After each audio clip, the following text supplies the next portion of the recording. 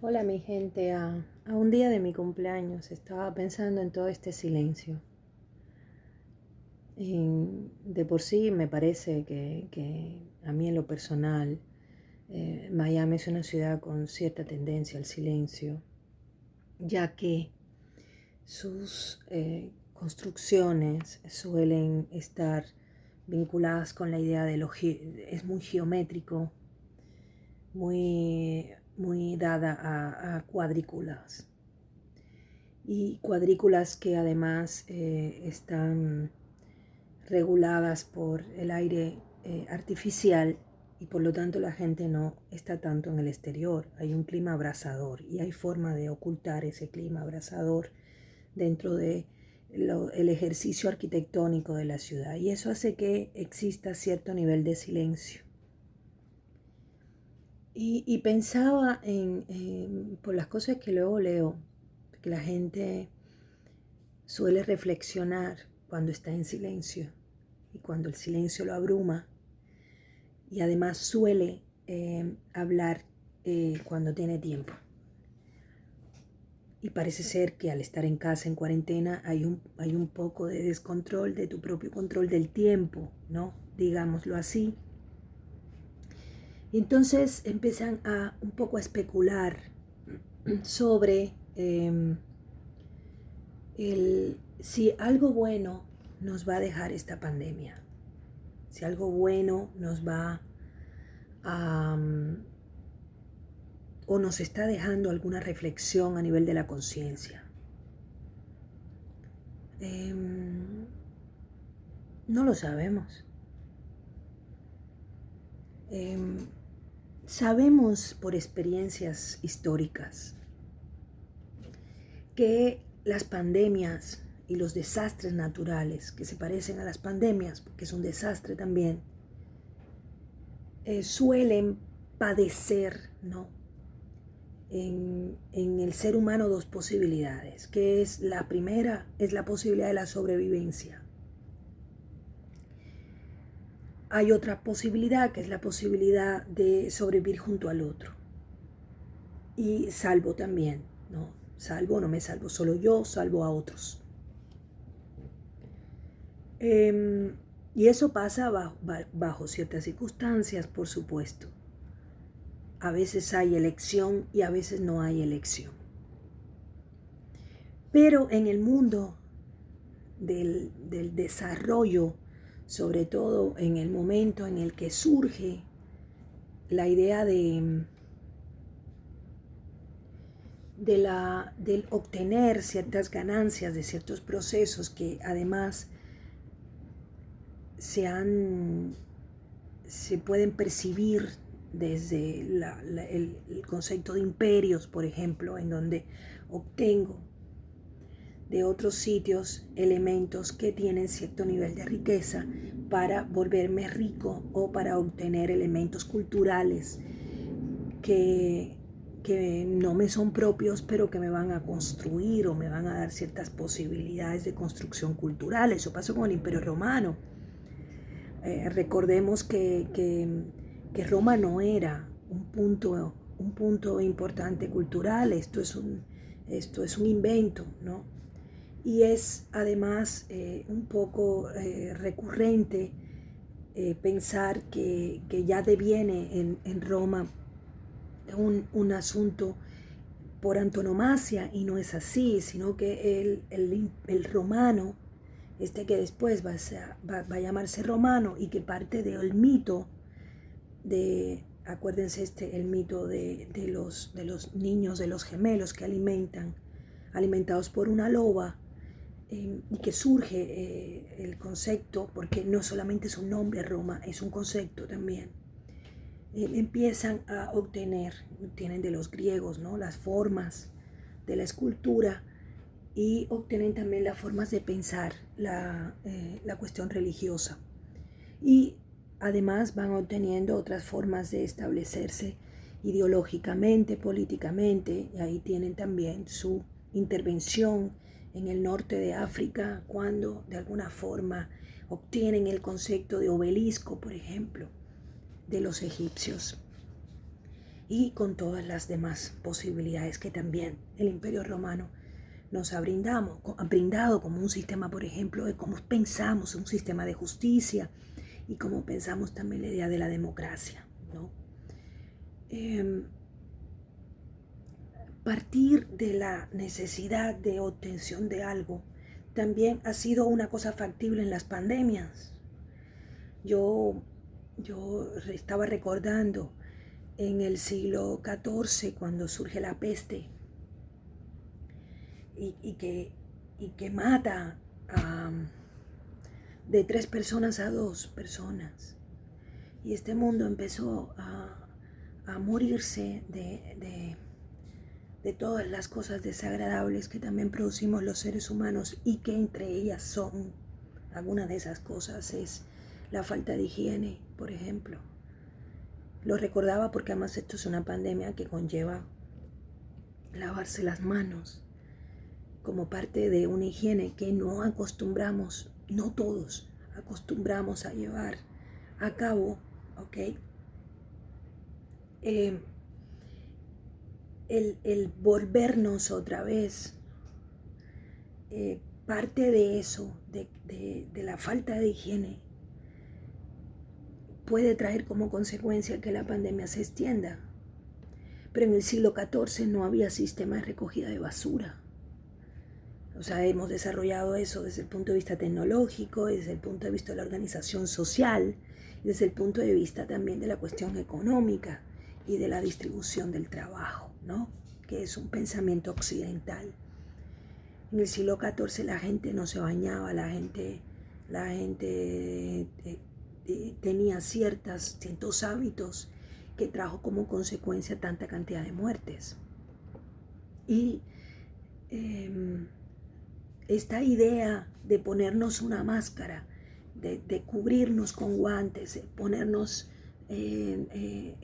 los nasobucos famosos, y ahora todas estas personas que también están creando sus propios sistemas de protección, porque hay personas que no pueden dejar de ir a trabajar porque hay oficios que son sumamente importantes en el ejercicio, el funcionamiento de la sociedad. Y todos estos inventos y todas estas cosas ya fueron creadas, ¿no? Desde el lugar de la conciencia, y sobre todo la conciencia científica, y no desde la conciencia religiosa, que tenía también mucho que ver con la cuestión del uso del uso del agua, por ejemplo, que tenía como ciertas connotaciones del lavado de los pecados, pero bueno, esto es una cosa mucho más compleja. Y la máscara de protección que se conoció como la máscara de la peste, y sobre todo la máscara del médico de la peste, fue inventada o fue creada en el siglo XIV precisamente desde la opinión científica de un médico que llegaba disfrazado con estas capas gigantes, que ahora para nada la gente que llega con todas esas bolsas de basura al supermercado, para nada tiene nada de sofisticación como tenía este disfraz y toda esta protección que en el siglo XIV el médico de la peste creó, porque era muy sofisticado para la época, pero que permitió que muchos médicos pudieran salvar vidas y que pudieran ellos incluso salvarse gracias a todo este sistema de protección. Y esta experiencia fue un desarrollo que tuvo dos posibilidades negativas.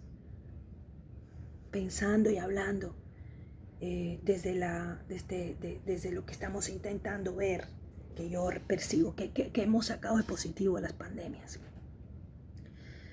Bueno, hay dos cosas que hemos establecido, ya lo dije, hay caminos positivos y hay caminos negativos. No solamente son las muertes, sino el después. Estamos hablando del después. Esta máscara de la peste sirvió para que los diseñadores en el finales del siglo XIX, pensaran, y en todo el principio, los primeros años del siglo XX pensaran en cómo protegerse de los gases tóxicos que producían la producción de armas. Y surgió la máscara antigás. La máscara antigás de la Primera Guerra Mundial está basada precisamente en el diseño de la máscara del médico de la peste del siglo XIV. Y vale la pena que lo digamos, porque no es para nada una cosa positiva la guerra. Claro está que también en ese momento salvó unas cuantas vidas. ¿Por qué? Porque muchos de esos soldados se salvaron de morir intoxicados por los gases mortales, ¿verdad? Que producían cierto tipo de productos que servían para matar y asesinar. Pero es un poco el traslado de una cosa que ahora mismo uno puede observar, un poco como la actitud de los médicos del siglo XIV, ¿verdad? En la gente, ¿no? Tratando de cubrir su cuerpo con unos elementos que aparentemente bloquean, ¿no?, la obtención de un virus que puede ser mortal en todo caso. Pero también tuvo un lugar positivo esta máscara, esta idea de protección de una pandemia. Esta máscara se convierte en una máscara de la comedia italiana en el siglo XIX, ¿sí? Pero que tendrá uno de los conceptos universales que ahora mismo podemos pensar que pasamos o atravesamos por él, que es una especie de categoría estética de lo lúgubre, de lo oscuro, ¿sí?, de lo patético, de lo desgarrador. Es como una especie de categorías estéticas en las cuales nos encontramos cuando estamos en esta circunstancia. Y la máscara de la peste, la máscara del siglo XIV, termina configurándose también a nivel del diseño en el teatro, en esta máscara que dentro de la comedia italiana tendrá la representación de lo oscuro, de lo lúgubre, ¿no?, que forma parte también de la historia de la humanidad.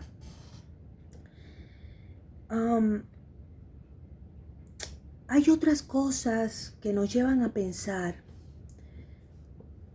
en los conceptos, por ejemplo, del encierro, ¿no? ¿Por qué el ser humano tiene tanta reticencia al encierro? ¿Por qué pensamos, por ejemplo, que la palabra preso tiene una connotación total y absolutamente negativa? Bueno, porque hemos creído que preso es aquel que ha cometido un delito. Y no necesariamente. El sustantivo preso parte como cuando desmoronamos, ¿verdad?, la lengua. Cuando desmoronamos la lengua, que a mí me gusta usar también este tipo de acciones verbales para decir que fragmento, desmorono la lengua. Y me doy cuenta que hay una hermandad con apresar, ¿no? Y cuando yo estoy apresando, ¿sí?, puedo sentirme presa de muchísimas cosas y puedo estar presa también en muchísimas otras formas. Pensaba en eso y pensaba en que hemos sido capaces de prolíferos cuando estamos presos, cuando sentimos esta cosa de estar apresados. Cuba, por ejemplo, que es una isla, es en sí misma un elemento geográfico relacionado con estar preso, estar apresado. La isla de Cuba está apresada en el mar, por eso es una isla, está apresada, ¿sí? No tiene fronteras, Diría, y estaba yo pensando en Virgilio Piñera, de una manera no circunstancial, sino de una forma contundente, cuando dijo en La Isla en Peso la maldita circunstancia del agua por todas partes. Es decir, ¿cómo escapas de una isla si no es de dos maneras, por lo menos en las que no debemos conocer ya en la actualidad, que es a través de un avión o de un barco? Es las únicas formas de poder escapar de una isla y no caminando. No se puede escapar de una isla caminando, no hay forma, porque no hemos sido dioses de nosotros mismos para poder caminar sobre las aguas. Y en ese sentido, en ese estar apresados, en ese estar poseídos de esa maldita circunstancia, diría Piñera, o dijo Piñera en La Isla en Peso, nos ha llevado a ser muy prolíficos a nivel artístico y cultural. Es una circunstancia. Y esa circunstancia hace que desde nosotros pensemos en cosas que incluso en Cuba y en la cultura y en el arte cubano pasan por el absurdo, ¿no? Por ejemplo, el propio Piñera ha sido catalogado como un artista del absurdo, tanto su poesía, su métrica, ¿no?, como su dramaturgia, ¿no?, han pasado por el concepto de lo absurdo, porque es que no solamente es la circunstancia geográfica o el estado geográfico de la cuestión de nacimiento, sino también las cuestiones históricas en las que hemos ido nadando, por usar un término también de agua, ¿no?, nadando nosotros generacionalmente. Pensaba, por ejemplo, que una manera de estar preso debió haber sido tremendo para, leía, ¿no?, yo que ser de ciertas formas en algunas épocas en Cuba era una forma de estar apresado. Por ejemplo, ser gay, ¿no? Pensaba en Piñera también y pensaba en otros, pero bueno, ser gay era una circunstancia de donde estaba la gente presa. La gente se empezó a negar esa posibilidad porque eso te llevaba a un camino donde estabas preso desde el punto de vista de estar en una cárcel, ¿no? ¿Sí? Y no tenías trabajo o eras marginado, ¿no? Y eso también tiene que ver con el concepto de estar preso. Y además esto tenías con todas las distancias que podemos decir con relación al concepto de pandemia, esto tenía una relación social con el aislamiento. Es decir, estar pensando en el aislamiento no es solamente una cuestión que ahora mismo tiene que ver con una enfermedad. Hemos vivido como humanidad y, por ejemplo, nosotros los cubanos como cultura, como pueblo, hemos vivido también los procesos de aislamiento. Y de ahí, aislamiento, también se desprende la palabra isla, ¿sí? Esto es muy interesante. Es maravilloso cómo una isla es un elemento geográfico aislado en el mar. De ahí que nosotros podamos comprender el aislamiento y repercutir en nuestra forma de pensar, o repercute, perdón, en nuestra forma de pensar la forma en la cual una isla es una especie de isla, ¿no? Dentro de una isla, por parafrasear, por ejemplo, al mexicano Juan Villoro cuando ha hablado del arte contemporáneo, ¿no?, que es una especie de isla dentro de una isla, refiriéndose a algunos artistas, ¿no?, contemporáneos. En este sentido, los absurdos que estamos viviendo, este absurdo de estar teniendo que ser víctimas de cosas producidas por la maldad, por el ejercicio humano, del no saber qué hacer con las cosas que nosotros mismos supuestamente creamos para protegernos, el no haber controlado a las avaricias de la humanidad, no haber controlado los absurdos de la humanidad y no haber tomado a las humanidades que han reflexionado sobre el absurdo, tanto a nivel literario como a nivel filosófico, ¿sí? Desde el punto de vista estético, pero también desde el punto de vista político e ideológico, al no haber tomado las humanidades como el ejercicio de la reflexión del ser humano para pensar que realmente deberíamos haber avanzado hacia lugares de pureza, hacia lugares esenciales y no hacia nuestra propia involución, es decir, hacia nuestra propia destrucción, pensaríamos que nosotros en realidad no hemos avanzado más que a nivel tecnológico para incluso hacernos más daño de lo que hemos hecho durante tantos siglos y nos hemos hecho nosotros mismos. Eso casi te contesta, ¿realmente hemos avanzado como humanidad? ¿Realmente? ¿Sí? Esto me lleva a compartirles uno de los poemas que para mí enmarcan el aislamiento, el deseo de la desaparición por no poder entretejer, ¿sí? el concepto absurdo con la lógica, ¿no? Con la lógica de la humanidad.